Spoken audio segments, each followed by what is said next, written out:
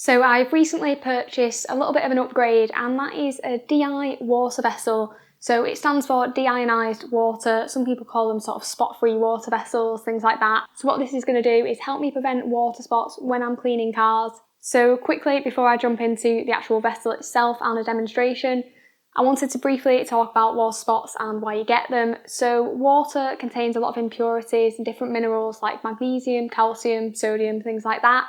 And when the water evaporates on a vehicle, or anywhere to be honest, but when you get those beads of water and they evaporate, that's going to leave behind that sort of chalky white residue, and those are all just the minerals that are left behind on the surface. So what this deionized water vessel is going to do is remove those sort of minerals from the tap water so that when it evaporates on the surface, it's not going to leave anything behind. And the way it does it is that the tap water goes in one side, it goes through the resin inside the vessel, and it's going to remove those impurities, and then it's going to come out and it's going to be essentially spot-free water.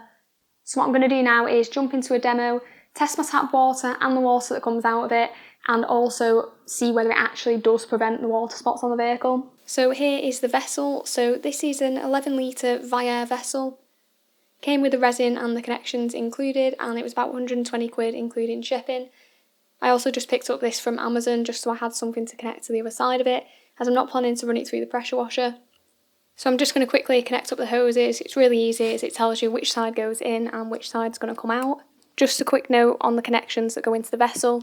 They don't actually need screwing in all the way, otherwise you can't actually get the hose connections to clip on properly. So just do them about halfway and put PTFE tape on it and it'll work fine. So I'm just going to run that water through for a minute. We should be getting deionized water coming out of it, but I just want to make sure it's properly flushed through. And I'm going to collect a sample of the water so that we can test the readings on it. So here I have a TDS meter, which stands for Total Dissolved Solids, and it measures basically the minerals that I was talking about previously, and is an indication of the water hardness, so it gives a reading in parts per million. So basically the higher this number is, the harder the water is, and the more likely there's going to be water spots, so hopefully the water coming out of this is going to be 0. So my tap water is looking like it's measuring around 80, hovering just over that. And then if I take a look at the reading that is coming out of the vessel, yep, that is measuring as 0, so that's brilliant. So that just means that I shouldn't get any water spots at all when I'm using this vessel. So I'm going to jump into a demo on the vehicle now and see how we get on in practice. So what I've done here is wash this car, and I've rinsed down the car as usual using my pressure washer, which is just connected up to the tap. So what I've done now is just connected up my DI vessel, and I'm just going to rinse down the right hand side using that so I can get a bit of a comparison between tap water and the deionized. So I'm doing this in direct sunlight on a pretty warm day. It's about 25 Celsius here, which is perfect for this demo. So if I pull you in and have a look at the car, hopefully you can see on this left hand side there are a lot of water spots, whereas when I move over to the right there aren't any at all. There's just a bit of dust settling on the surface as it is really quite a dry day. But it's definitely worked to achieve that spot-free finish, and I was able to just walk away from the car without even drying it. So I just wanted to quickly talk about why you might actually want to go and get one of these deionized water vessels and really the benefits of them. So if you have a driveway which is always in the sun and you're struggling to wash your vehicle, at times in summer where it's not quite as hot, sometimes it is unavoidable, then really this is going to help massively.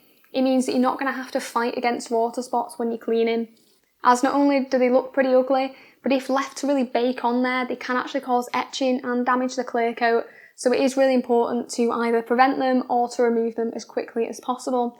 Now, another great benefit of having one of these DI vessels, which I have been using recently on my vehicle, is that I can actually just wash the car, rinse it with the DI vessel, and then just walk away. I don't have to dry it, and it saves me a lot of time.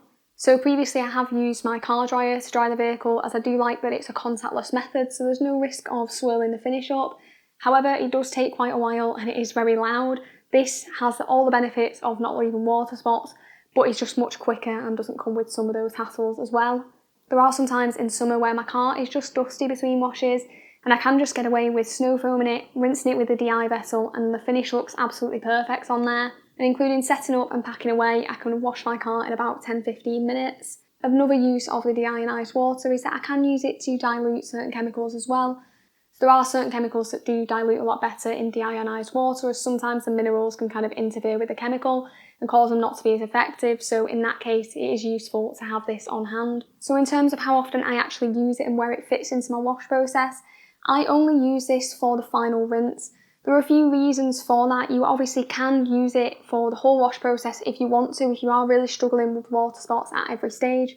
But for me, I only really struggle with them at that final rinse, and that's really where it fits into my routine. The reasons that I do this are firstly that it's going to save the resin a lot in the tank, so I'm not going to have to refill it nearly as often if I'm just using it at that later stage.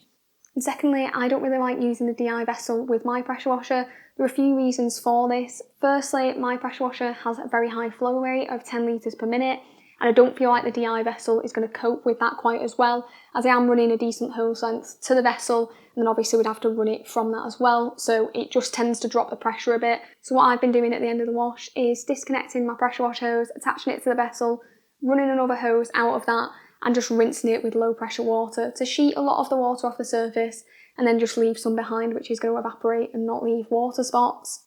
There also is a slight risk of if the stem of the filter in the head unit of the vessel breaks, you might get some of the resin beads going into the pressure washer. I think you would have to be incredibly unlucky, and you can attach an inline filter, so that's not a main reason, but it is something to maybe think about if you are going to be running it through a pressure washer.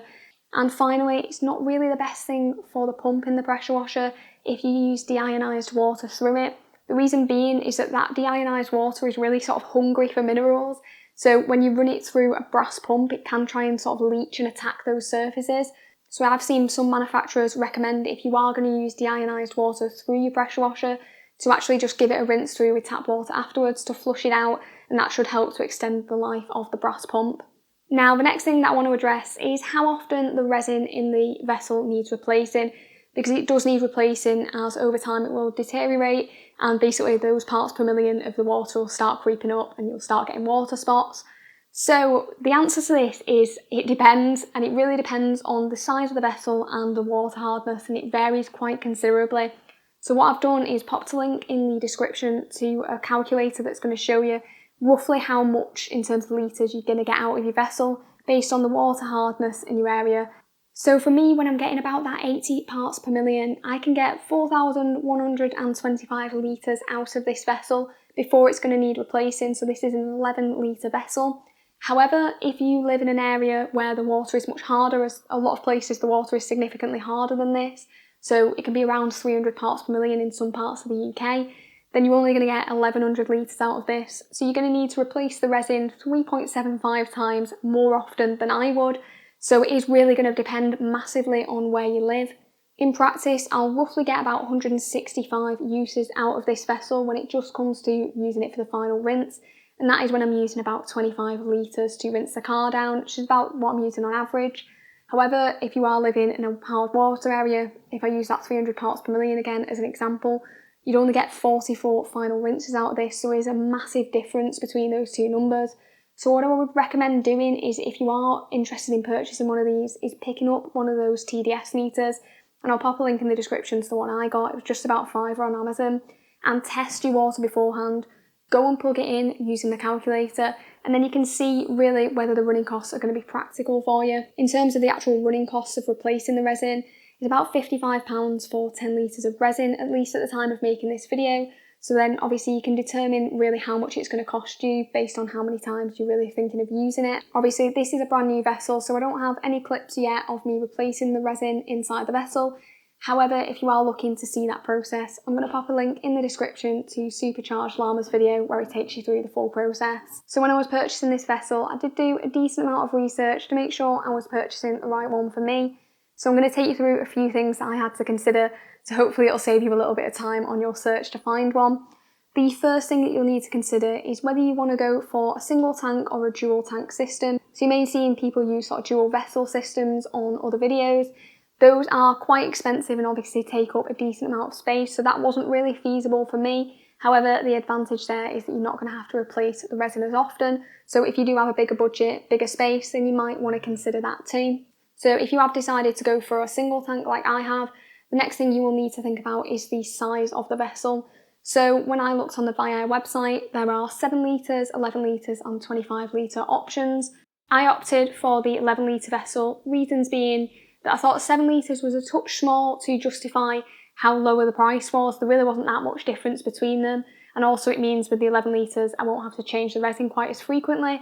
but the 25 litre was just too big and too expensive for what I wanted. The next thing you'll need to think about is which resin you want inside the vessel as well.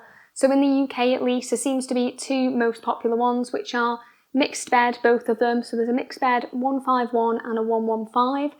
These are basically appropriate for different types of water hardness. So when I spoke to the company that I purchased it from, they recommended that with my 80 parts per million water, that I went for the 115. So anything less than 250 parts per million, they're recommending the 115.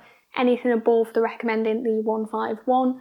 And the final thing really to decide is whether you want to go ahead and purchase all the components separately or as a bundle. Now, there's three things you really need. So you need the vessel itself and the filter that comes inside it. You need the resin, and you also need the connections on the side for your hose. So it usually is a bit cheaper if you purchase everything together. You might want to shop around, maybe you can find a deal if you purchase things separately. But just make sure if you do see anything ridiculously cheap that it does come with everything you actually want it to, as sometimes you can see tanks that are about 50 quid, but yeah, you're going to have to purchase everything else separately there. What I'm going to do is pop links in the description to everything that I've mentioned in this video. If you have found it helpful, it would be brilliant if you could drop in a like, and thanks very much for watching.